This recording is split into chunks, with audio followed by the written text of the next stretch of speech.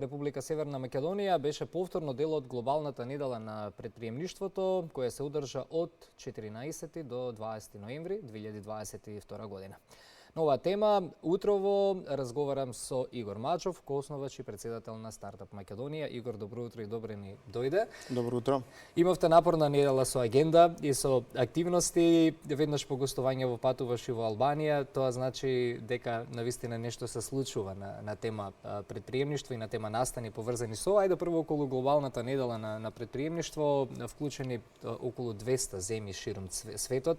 Не станува збор во никој случај за наивна и мала иницијатива, ајде така ќе се изразам. Која е целта на оваа иницијатива и како помина овие 7 дена? Така, оваа иницијатива глобалната недела на предприемништво всушност како што кажа во 200 плюс земји се одржува, всушност е глобален настан кој што во една недела ги прославува успесите во предприемништвото, затоа што сметаме дека дефинитивно предприемништвото е тоа кој што е двигател на економијата и тоа кој што може да не избави од овие чудни ситуации во кои што се наоѓа моментално светот.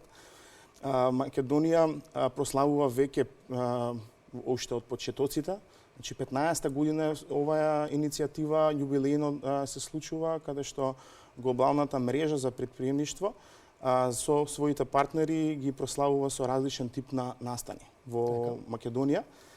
Стартап Македонија како главен организатор и покровител заедно со повеќе од 60 партнери всушност креира различен тип на случувања со кои што сакавме да дадеме осврт на тоа што и во изминатата година се случуваше на оваа тема, од различен спектрум, што стварно предприемништвото е широко и имавме повеќе од 50 настани. Навистина се изморивме, ама тоа беше еден многу убава енергија која што оваа недела претходна се случуваше.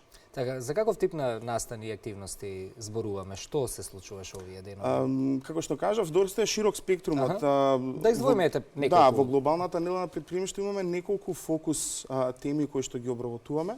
Еден дел е едукацијата, односно пристап до навистина специјализирана едукација која што може да ги помести границите на тоа каде се наоѓаат бизнисите. Станува збор за политики кои што ќе може да помогнат во унапредување на стартапите, млади бизниси, како и веќе етаблирани компании. Исто така голем фокус на интеграцијата, на интегративниот процес на лицата кои што се, значи, не само за женско предприемништво, туку збориме и за лицата со хендикеп да може да функционира, така да имавме голем спектрум на настани. Еве да почнам од почетокот Junior Achievement, значи најмладите кои што ги учат првите знаци на што значи предприемништво преку Bootcamp. Имавме ние свој настан кој што беше низ 5 училишта од Македонија за зелени технологии, односно да учат како да развиваат дигитални бизниси во зелената економија. Станува збор за малку дружење. Имавме активности што се викаат Drink with Entrepreneur, на кои што се споделува искуство од она како предприемачите всушност работеле, што направили и споделување на грешките.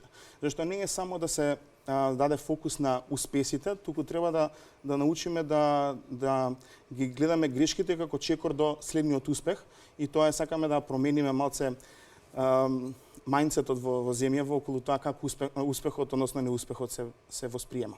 Така. Сега околу мајндсетот, околу моменталната состојба за развој на предприемништво во земјава, каква е моменталната состојба, се менува ли мајндсетот, јас така ќе се изразам кај луѓето околу тоа што значи предприемништвото и знаат ли луѓето всушност за сите негови можности? Мора да кажам дека можностите се навистина многу. Тоа и беше една од причините што Стартап Македонија пред 6 години се формираше, затоа што за делот на предприемништво, за стартап и тие брзо растечки компании, навистина свативме дека постојат многу ресурси кои што едноставно не се добро собрани на едно место и една организација која што ќе може да ги споделува, така да тоа е дејноста на која што има Стартап Македонија. Инаку во делот на предприемништво навистина гледаме поместување во насока на тоа дека младите сакаат да бидат повеќе фриленсери, да бидат сами своји газди, да може да одлучуваат за своите активности, се менува комплетно пазарот на трудот и начинот на кој што всушност се пристапува тоа што сакаат од работодавачот а и од друга страна што работодавачот сака да добие од своите вработени.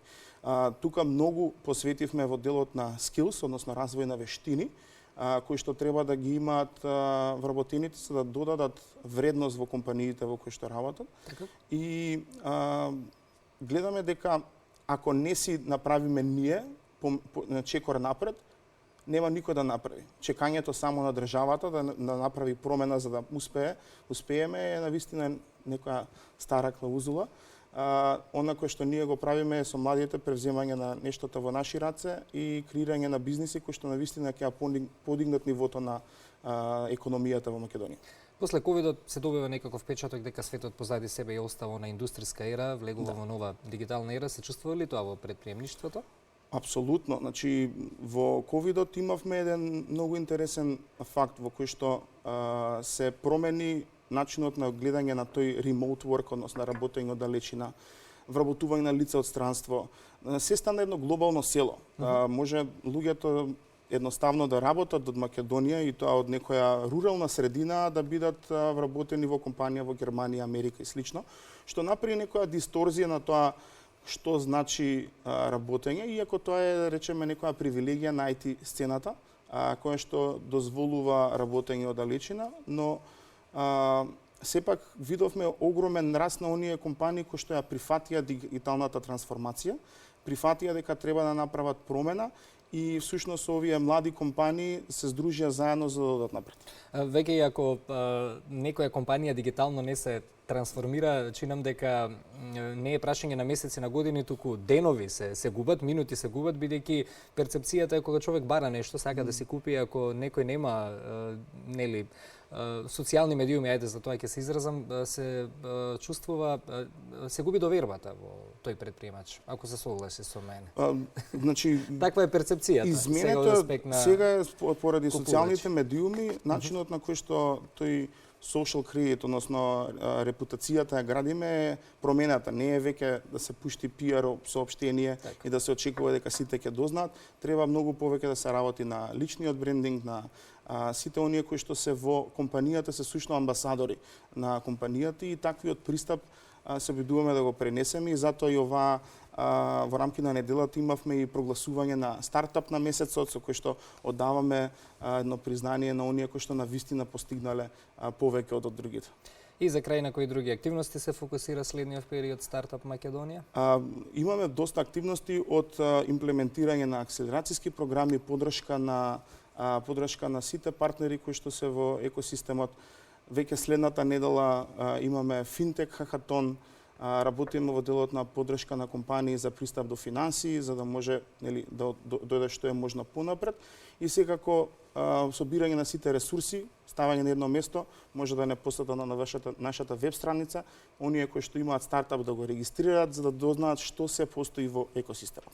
Игор, благодарам за гостувањето, посакувам среќен пат кон Албанија и се гледаме ние повторно, начнавме една друга тема околу дигитализацијата и ете стартапите, па ќе се видиме ние повторно, ќе отвараме различни теми во утринската. Благодарам уште еднаш за гостувањето.